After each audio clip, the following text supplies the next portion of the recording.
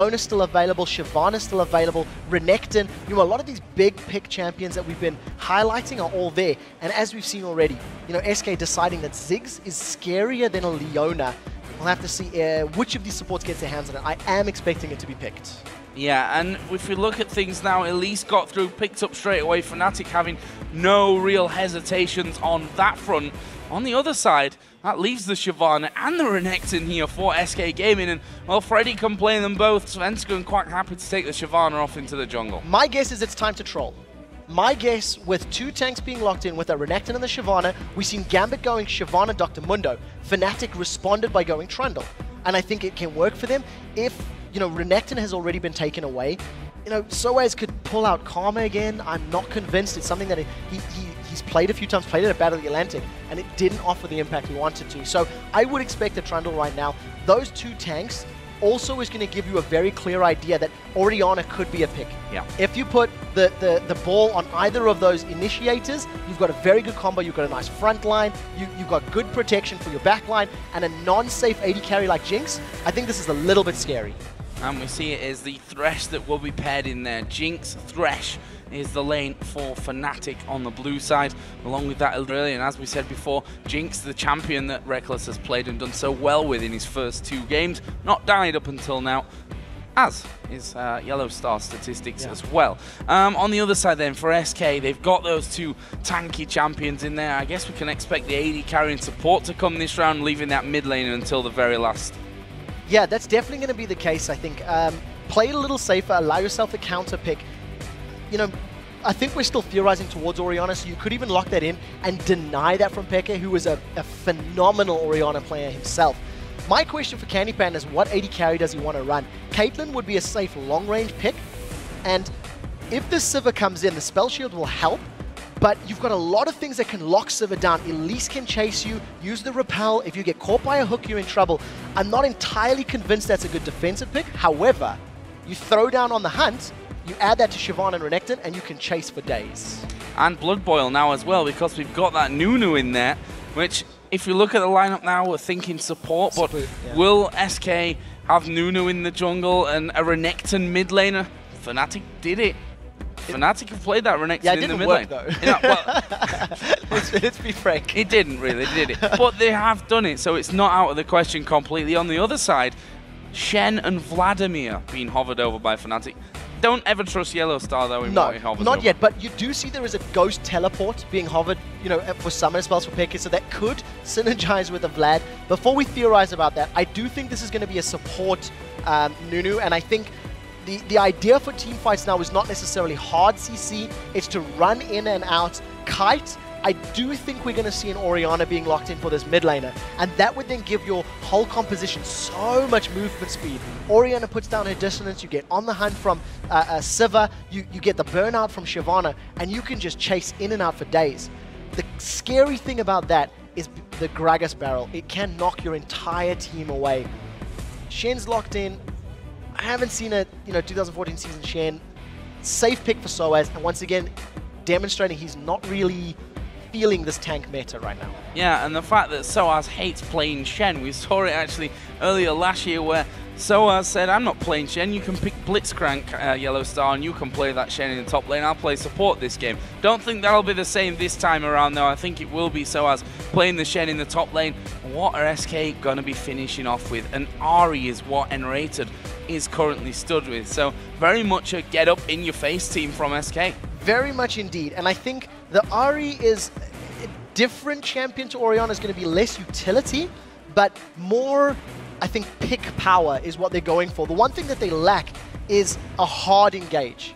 You can have Shyvana diving in there, you can have Renekton diving in there, but there's no Thresh hook, there's no cocoon, there's one charm really. So this pick, champion pick, is to counter the 4 squishy champions of Fnatic, and in those siege situations, if anyone gets caught by a charm, that's the go button. Charm lands, you throw Renekton and Shyvana on top of it. I think I prefer Fnatic's composition. I think it does better at starting fights, it's better at disengage. However, if Renekton and Shyvana get rolling, there's not a lot of Fnatic that can stop them. Yeah, that disengage, the barrel has to be well placed to knock people away from starting things.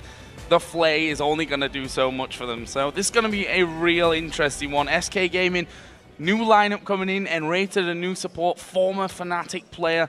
Just so much on the line from this one. You know, Fnatic are 2-0, and the last team they want to lose their winning streak to is definitely SK Gaming. But, guys, we're going to check out who you think will win this game. And crunching the numbers, it looks like a whopping 93% of you believe that Fnatic are going to take the win today. Wow. There's not a whole lot I can do to say against that. It's heavily in favor, and rightfully so. For you guys sitting at home, you can let us know who you think will dominate today's games. Head over to lolesports.com, click on schedule, vote with those thumbs up. I think 93% probably realistic, but we've seen Alliance going 0-3. We've seen Super Hot Crew picking up victories here, so you know, it could be the other way around. SK could surprise everybody. There could be a surprise in this one, and that's what games like Fnatic versus SK seem to throw our way constantly on a regular basis. Fnatic have had the better of it recently, though, that's for sure, and we'll see if they can continue that here in this game. Here we are, in-game then, for Fnatic versus SK Gaming, the first time, 4 at least, that we'll see it this season. Yeah, we'll have to see how Enrated handles this one. When that massive backdoor happened at Katowice, he was on the team with Becky. He was celebrating along with the rest of Fnatic, and this game, he may be on the receiving end of one of those El Clasico moments. Early level, we do see Fnatic once again being involved in one of these early little trades. Yellow Star throws up the hook.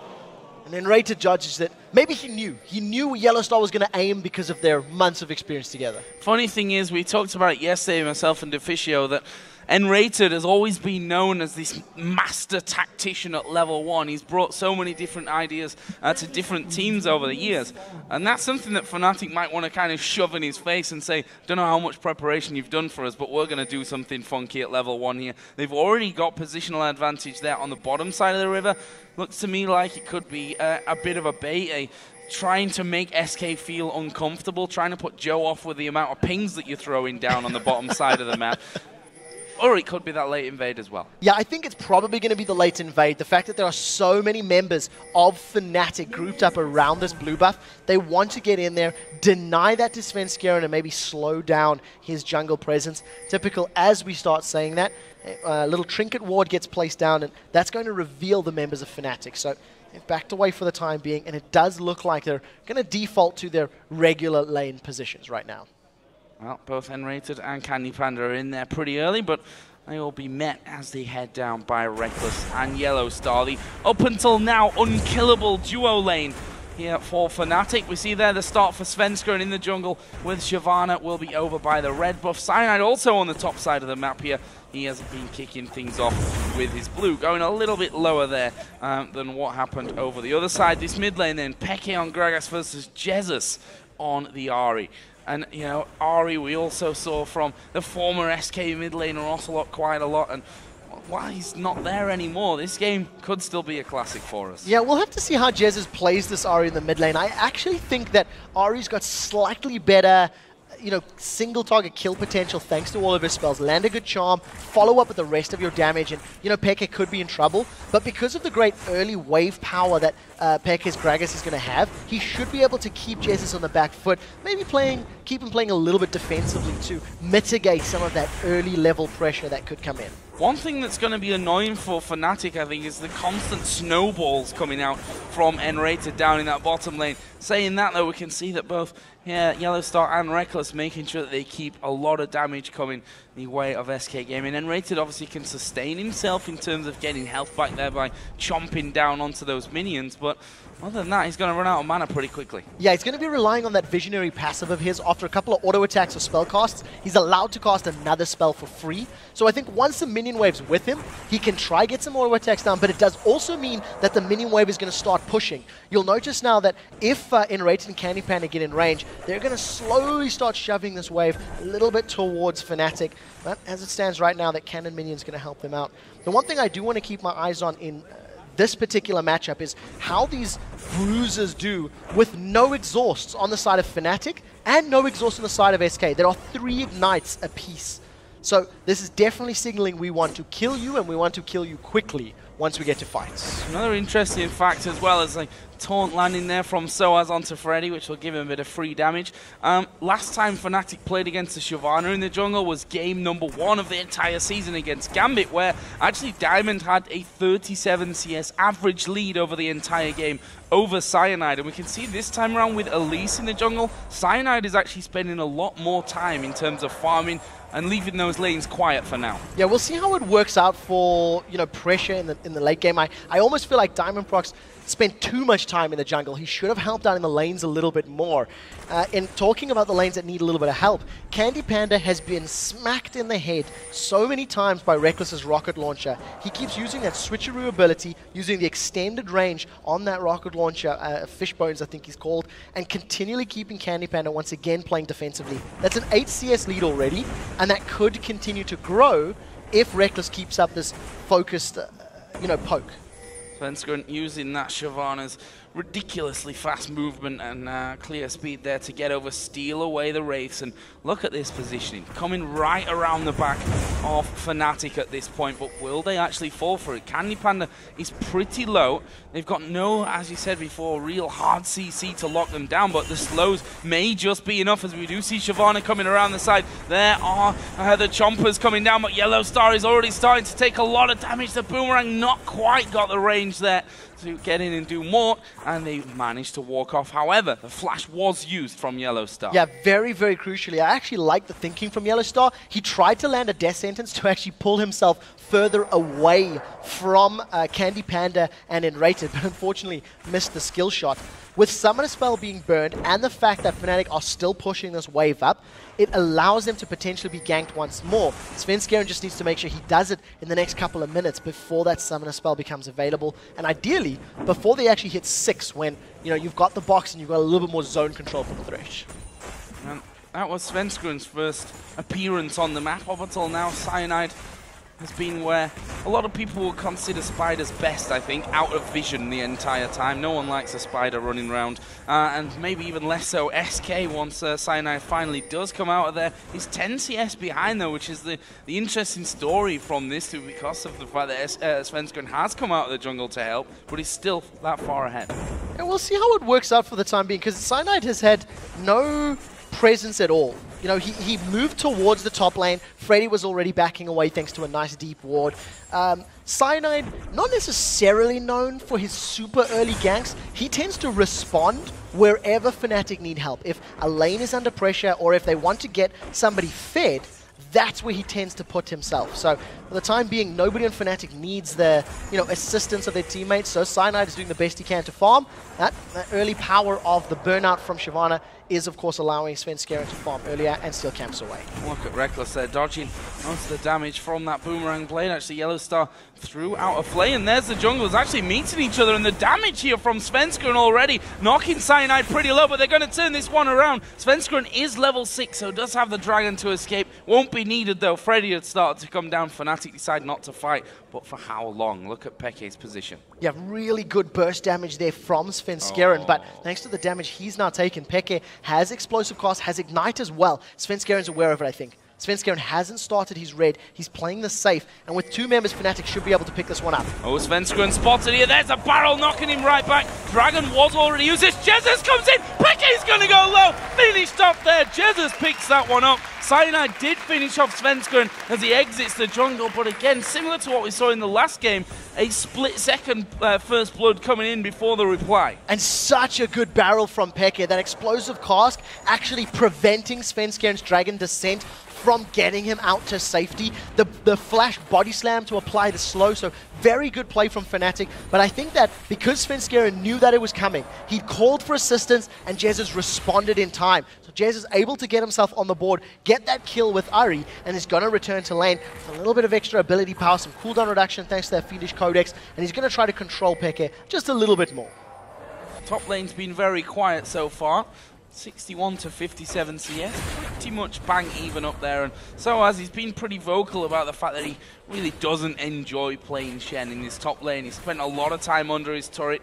He's making sure that the last hits continue to come his way. Now is Freddy actually diving in onto him and actually going to pop the ultimate here, so he's going to go for Soaz. He has an ignite, but that's the thing about the top lanes like this. Both of them got mobility abilities that get him out. Yeah, and you see that Soaz with his shield and his dash can at least clear out.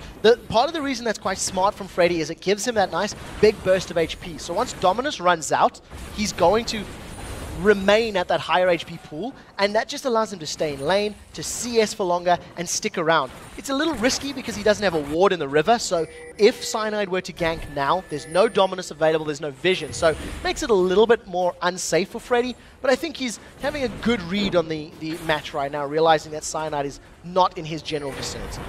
And Cyanide's going to try and stop this pink ward being taken out here. Svenskeren and they will be able to walk in there, and I was going to say dodges everything, but no, Spider's not exactly easy to get away from, but he takes the ward anyway.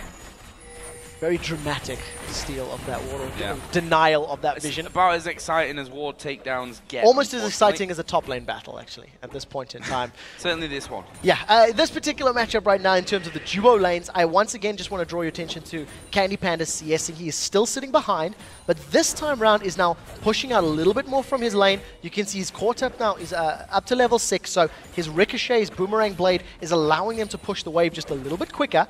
And you don't get the sense that Rekkles is in complete control of this lane right now, as those first opening levels where Jinx's sort of damage and range will out-sustain that of Candy Panda's Sivir. You see Rekkles does take a bit of damage underneath the tower. Candy Panda drew that tower aggro, but no. Hit actually coming out onto him there. Cyanide is on the bottom side of the map as well.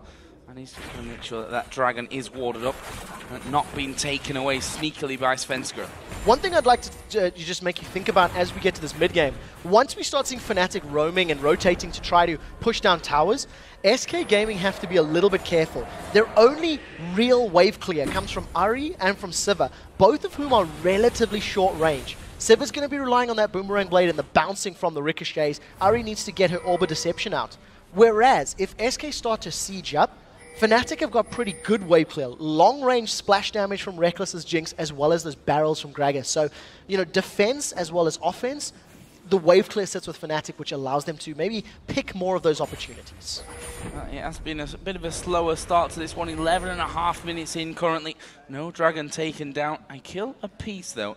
And SK, if we look at the gold total there up at the top, are 500 or so in the lead at this point. And Svenskeren once again getting some deep wards in there. He wants to keep up that pressure, and the CS lead that he's actually built up at this point is at 56 to the 40 of Cyanide. Meanwhile, the mid laners are both headed back here for a bit of a shop, and it looks like we're going to be seeing them coming back to lane with a little bit more to work with. Yeah, I think this is actually pretty good decision making from both teams, to be fair. There's nice natural power curves for all of the champions involved. They all scale relatively well through the mid to the late game. And I think maybe with the exception of Shen, if he just builds tanky, not being as impactful as I feel a Renekton could be in a team fight, Soaz is going to be able to split push and rely on that Stand United, which is a much better way of joining the fight than the use of teleport. So both of these teams comfortable to get to the mid to late game, and I think that's why we've seen very little pressure on the towers, very little focus on accelerating the game. They just want to get to a comfortable power item spike before they pick fights. Here we go. Cyanide moving down towards the bottom lane right now. Will they be able to sneak in there? There's no ward in that brush currently. And Shyvana a long way away, which means this will be a 3-on-2 if Fnatic can get the starter to it. If they can get things rolling and get the initiation that they need to really lock down a second kill of this game for them. Actually, Rekkles pushing that wave up towards the turret, and SK will quite happily let it fall back somewhat here before they push that one back out. Yeah, unfortunately, I think the wave is still going to push a little bit towards Fnatic unless Rekkles keeps using that splash damage. For the time being, we're going to look for that cocoon to actually start the engagement. Cyanide has committed a lot of time to this bottom lane, and it doesn't look like Rekkles has got the memo because he continues to push the wave up. There was a ward put in that secondary bush, so if Cyanide had pushed a little further up, yeah, would have been given away his position, and fortunately decides to back away. So that's about 30 or 40 seconds for all intents and purposes, wasted right now.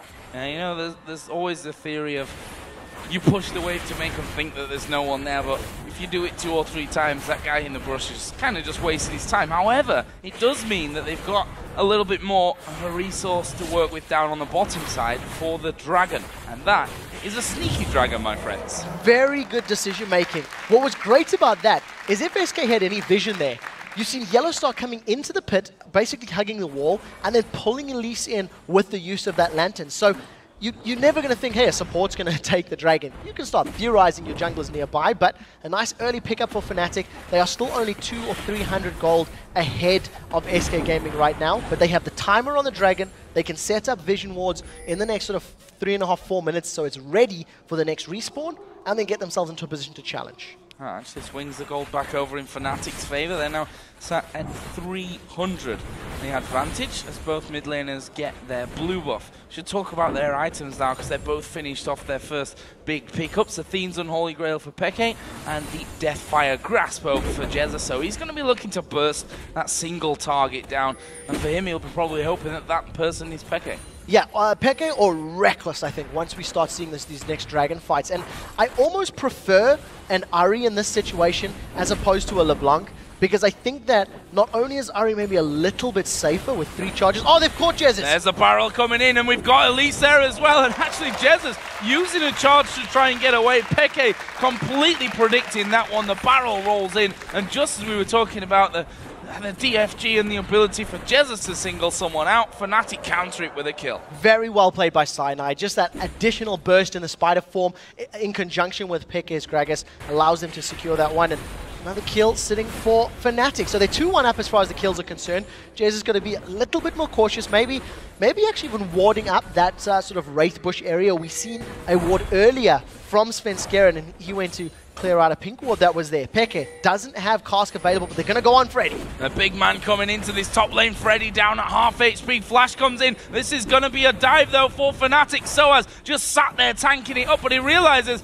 you know what, we don't have the damage for this one. Svenskeren dives right down the middle of them, but Peke going to be slowly grinded upon. There is Stan United. Actually, the stun coming down won't allow Soaz to follow through, but Cyanide is now there as well. Soaz is still alive. Peke is still alive. There is a repel. They've gone back in for some reason, and Svenskeren are now going to try and chase down Cyanide, giving a bit more damage back, and somehow Fnatic pull those 2 low health members out of there. Nobody dies in that situation. It was just Fnatic realizing they needed to back away. Luckily, having the 3v2 advantage forced Freddy and Svenskeren to be a little bit more hesitant about diving, about continuing the chase, and that is what allowed Fnatic to get away. It was a brave move stepping back forward for Soaz, but it worked in his favor because the barrel was right on top of him. He put a big signal for SK saying, if you want to go for Soaz, you need to take more poke. My body slam should be available on cooldown, and, you know, calling your bluff, basically. At the end of the day, nobody goes down. While it was happening, there was also a lot of movement in the bottom lane. So we may have to keep our eyes on Candy Panda and Rated versus Reckless and Yellowstar. They were moving towards the river, putting a lot of wards down. That's a ring of vision that Yellowstar is putting down in anticipation of ganks and rotation, or roams rather, from Jezza's Ahri. There was the hook coming out from Yellowstar. Well, and Rated simply just dodging away from that one. Here is Cyanide making a return to the top lane. We're going to see Svenskeren doing exactly the same in here as well. They tried to dive last time around. It cost them a lot of health and almost 2 lives. Are they going to go for that one again? It doesn't look like it. Cyanide has backed off. Yeah, in that previous dive, I think Peke, they overestimated the damage they were going to put down. There was no explosive cost available, and it didn't catch out, unfortunately. Svenskeren is still hanging around in the top lane, while Reckless is getting a lot of damage on the tower. Great spell shield from Candy Panda. Perfectly timed. Here comes the absolute zero. The Flame Chompers are at the back. And Rated goes low. There's a kill from Reckless. And again, we see the Super Mega Death Rocket paying dividends for Reckless. They get that kill. Are they going to be able to force the turret down, though, with this wave? The wave is coming up there behind them. We see Candy Panda at just over half HP. He's got a Vamp Scepter to try and bring some of that HP back, but I feel he has to back off with the CC that Yellowstar could throw his way. Yeah, there's nothing that he can really do. Now, Get Excited from Reckless may get him in range to put some damage down. Great spell shield, but if the hook had come immediately after, that would have caught Candy Panda. Freddy has no dominance available, and he dodges. That was close. Let me rephrase. Cyanide didn't missed. dodge it, yeah. Yeah, Cyanide missed that one. They've caught Candy. They have caught Candy Panda. Have they got the damage to finish him off? Yes, they have. Just about. Reckless gets that one. The movement speed going to send him packing as Svenskeren tries to chase down. And I tell you what, Svenskeren needs to be a little careful there. They realized that Nunu was coming back into lane, though, and decide enough is enough for us there. Again, Reckless 2-0-0. Great coordination between those two. Yellowstar was backing away down the lane, used the Lantern to save Reckless. Now, we'll talk about that in a second as you see Cyanide is hanging around by the Wraith Bush. If the Explosive Cask knocks Jez's towards the lane, Cyanide could jump in there. He should just smite this and steal it away. Doesn't even need to. Doesn't even need to. Svenskeren going to go aggressive onto him. There was...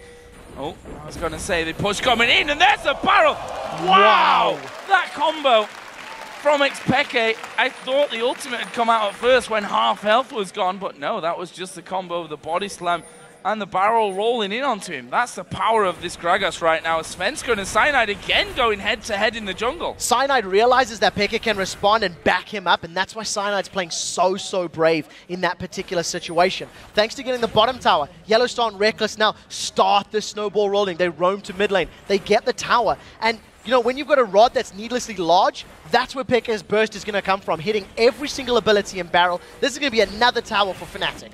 Jinx on towers is never a good sign. Absolutely ripping through there with the items that he's actually got. And we can see that Fnatic going to back away. There's a blue buff for the taking there. We'll see who that actually goes to. We expect it is Cyanides. Yep. SK actually sat in the tri-bush there, maybe trying to set something up, but Dragon is live. 2 turrets have gone down in that mid lane. The kills went Fnatic's way, and SK, this is going to have to be a steal for them possibly. No, they're going to muscle in there. Stand United is available for Soaz, so if Cyanide were to go in and try to steal this one, we could see Soaz channeling on him. They've caught Enrated! They've caught Enrated. Chomper's going down. The box is in position. He's dead. Svenskeren dives in, but he's far too low for that one, and Fnatic may want to keep chasing through from this one. Soaz at the front. Let's see if he can land it. There's a barrel from Pekka on the side. This is going to be a whitewash. Freddy just about getting away, but Reckless and Pekka continue to chase. Oh, solo, and there's a finisher. Jinx again coming up big, and Soaz is not done yet. Ulti pop by Candy Panda to get him out of taunt range. 4 for nothing. The rest of Fnatic are just going to turn around. If they stick on this tower, they can pick it up, alternatively fall back to the Dragon, and all it boils down to is better positioning and better initiation power. The hook there landed. The only initiation that SK has here is a charm. That's the only CC they have to offer. The rest of it is running around, running in circles and trying to prolong a team fight to win. SK cannot afford to get caught out. They cannot afford to be the ones initiated upon because they don't react well enough to it. I don't want to be a bit of a curse here for both Reckless and Yellowstar, but they still haven't died this season in the LCS. Let's watch that Fire Dragon again. And this is the same case. Enrated caught out by that death sentence that we talked about. The only ability that SK Gaming has to lock people in place is the charm. And thanks to Pekka, great read of the situation, lands the cask, knocking both Freddy and Jesus towards his team. There's nothing that SK could do. Reckless even gets in range thanks to Fishbones and lands that last auto attack. I mean, fact of the matter is, SK are now 6,000 gold down. They've lost 2 dragons in a row. They're 2 towers down, and now Freddy's in trouble. Look how confident Fnatic are playing this one as well. There's a hook coming out. Will land onto him. Chompers are down. Actually flashed away from by Freddy. Probably needed to do that there. I think they would have had the damage to finish off, especially with Reckless's ultimate up. Yeah, if the Chompers had held him in place for 1 or 2 more auto attacks, plus the execution on that Super Mega Death Rocket, that definitely would have finished him off. He's got a fair amount of armor right now, but Sunfire Cape still not completed. Does have Dominus available, but no flash if Yellowstar were to land yet another death sentence. Look how fast they're pushing through these waves now. And he's going to have to try and hold this one here, Freddy. Svenskeren's actually on the side of things, but look at Reckless. Look at that tower and its health. Or no health, I should probably is more to the point. That goes down super quickly, and they can continue to push here. Look at the rest of Fnatic. They've caught 2 SK. Oh, is there a barrel coming in here from Peke from the side? Surely will do at some point. Jesus is at half HP. There's the barrel. It actually knocks Jesus away from things, but Reckless picked up the kill nonetheless onto Freddy, and that that is turret number 5 going down here for Fnatic. Now we do see Candy Panda and Narrator trying to do some form of split push, but this is 2 members against Soaz. Soaz should be able to tank up a little bit of damage. The rest of Fnatic, they're on the inhibitor turret. Yeah, and are they going to stop from this one? The minions actually not really there with them, but the damage that they can throw down here is absolutely unstoppable. The bottom lane, there's no way you can get past Soaz to take the tower when he can just taunt you into it up there. Charm actually landing here onto Peke. That could be dangerous for him. A hook lands onto Svenskeren. He gets played back. Here comes Reckless once again. And it's Peke actually with the Ignite that picks that one up. But they get the inhib. They go back. Meanwhile, down at the bottom lane, not only couldn't SK push that turret down, but they couldn't survive the push back from Fnatic. They lost Enrated in the process. Cyanide and Soaz able to defend the tower, pick themselves up a kill. Fnatic are 12-1 up right now. And part of the reason they've got so much control, and part of the reason that they're doing so incredibly well here, is the attack speed that comes out of Jinx. We'll get to that in a second. As long story short, Enrated just gets caught by too much CC. Very good repel from Cyanide. Just lands that last little venomous bite. And, you know, SK were trying to recall, SK were trying to get back when they were caught out. If you look at Jinx when she's got a minigun, you know, out and shooting down, there's a massive attack speed boost that gets added with each consecutive shot, and it allows you to shred through towers. Candy Panda, I'm sorry, dude, you're dead. Yeah, he's got a spell shield, but that's only going to block one for him. It actually turns out pretty decent until the fat man arrives from the side. Peke gets one, the other one goes over to Cyanide. That's another turret, I'm afraid. A little bit, well, a lot overextended. There was no vision for SK. Candy Panda shouldn't have been there. Candy Panda should not have been that far up, knowing how far ahead Fnatic are, knowing how little control they have over the map. And I think SK almost got lulled into thinking, well, they got our inhibitor, they got the towers. Surely they've recalled. Surely they've backed off to spend those copious amounts of gold that they've earned. Soaz recalling right in front of Svenskeren, can't even challenge. If we actually take a look at the gold differences between these, you know, individual lanes, there's one death on the board here for Peke, and it's in the mid lane. And he is currently 3,000 gold ahead of Jez's. Reckless, on the other hand, you're sitting, what's that, 4,000, if my math isn't terrible? Well, 3.5. Massive numbers. Arithmetic. I don't know why I do it. It's not worth it. But that just tells your story. And if you're a full item or a full ingredient behind, you are so much harder pressed to win team fights. We're only 25 minutes into this game as well, let's not forget. 14-1 in kills. That's a pretty ridiculous total to have here at this level of the game. 7-1 in turrets. The gold is just miles ahead for Fnatic, and they are going to keep pushing. I don't know what Svenskeren is doing. Unless he wants to pick a fight coming in from the side, all he's done is given Fnatic free time to deal damage to this turret. Svenskeren is still floating outside. They've caught Jesus. They're going straight in there. Barrel comes down. Jesus actually falls there to Reckless. That's going to mean he can get in. Super Mega Death Rocket comes through. It's actually an auto attack that gets that one. Double kill coming down. Another one will be picked up by Cyanide. Hook gonna miss, but it doesn't matter. Candy Panda's not gonna escape. Oh, smart. Pulls the barrier. Zap comes through, but not got the range. Fnatic don't care. They want the tower. Now they're going to be able to pick this one up. They can get onto the inhibitor as well. There are super minions up in the top lane and 3 members still down, but there's only 15-second death timers right now. It is still 26 minutes into this game. Fnatic need to be a little bit careful if they decide to stick around. I think wisely, backing away is the right decision. They were low on HP. They do not want to give up those massive, massive kill bonus sprees over to SK Gaming. And when you consider the only member to have died is Peke, that's a good decision, and this is basically how it starts. Look at the damage that gets caught to Jez's. Even though they don't, connect the hook with him, the zap, auto attack, and explosive cast. I mean, that's 3 abilities. Basically kills him from the fight immediately, and it's just a cleaning crew. You know, they came in like a wrecking ball, quite literally, and Reckless just wrecked them under the tower. Wow, you really wrecked that one, didn't you? Reckless, this was actually pretty smart, pretty awesome from Candy Panda, but in the end didn't quite make awesome runaway. Didn't make that much of a difference, yeah, is what I guess I'm trying to say with that one. But fighting an uphill battle, I think, is maybe even a slight understatement here from SK's side of things. Looking down the scoreboard, 9 assists for Soaz, not been able to pick up any kills, but he's not died either.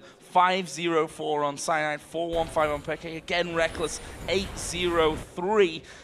And Yellow Star, 0-0-11. For the record, Reckless and Yellow Star, still 0 deaths between the two of them over 3 games in the LCS against Gambit, Alliance, and SK Gaming. You talked about this being an uphill battle for SK. That hill is Mount Everest right now. 15,000 gold down. They have no control over the map. They can barely get into their own jungle. They've got their own blue buff, which is great, and they're diving on Soaz, and it's not going to be enough. Yeah, actually, they've got Reckless in there as well, but Svenskeren may have bitten off a little bit more than he can chew. They're going to just focus him straight out of there. Peke gets that kill. Reckless going to keep chasing through. Can they grab anyone else? Yellow Star queues up the hook, but Freddy flashed it. That definitely would have connected as well. If that flash hadn't come down, Freddy would have been caught and pulled backwards. Now, with Super Minions still pushing the top lane, I believe, as well as in the middle lane, they're going to focus their attention on bottom. Soaz can recall, heal, and join the fight on whoever dives with that Stand United, and I'm expecting that to be the story. They're actually doing it on Reckless. What comes through? Stand United is there. They're going to go for Freddy first of all. No, they're not. They're going to the backline. There goes the ultimate out of Reckless. He picks himself the 9th kill of the game, and he's going to keep chasing it onto Freddy, who's got his ultimate running, but that won't be enough to save his life. It's Peke that picks that one up, and Fnatic want more kills. The taunt landing on towards Jesus. Peke is keeping him on the fountain and pulling him off the fountain. There's another one for Reckless. Svenskeren gets back on. Oh, the hook lands onto him. There's the kill coming back onto Soaz from the laser on the fountain, but it doesn't matter. That's the ace for Fnatic. And in the first El Clasico of the 2014 season, Fnatic absolutely wiped the floor with SK Gaming. There is very little to say about this game with the exception of get wrecked. Fnatic once again demonstrating crisp, clear communication, rotating for objectives, pushing lanes. Tower after tower fell, and I really feel that Jinx is a ban-worthy champion against this Fnatic squad. It offers everything. You've got wave clear, you've got tower killing power, you have CC. I mean, you have to put Reckless on a different champion. Yeah, he's still going to do well, but you're not going to get quite as wrecked, basically. I know I'm saying, dude, he hasn't died in 3 games. I mean, he truly is that good. I really believe it's that deserved.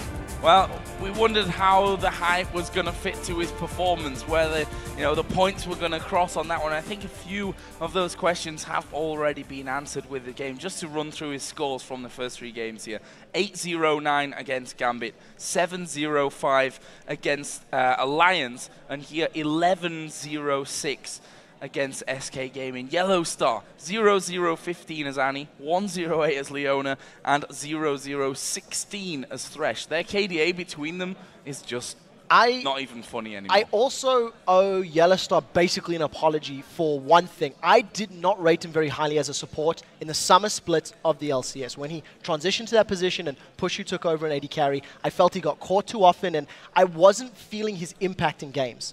Battle Atlantic things stepped up, and now in the LCS, these last 3 matches, Yellow Star is a massive part of the reason Reckless is doing so well.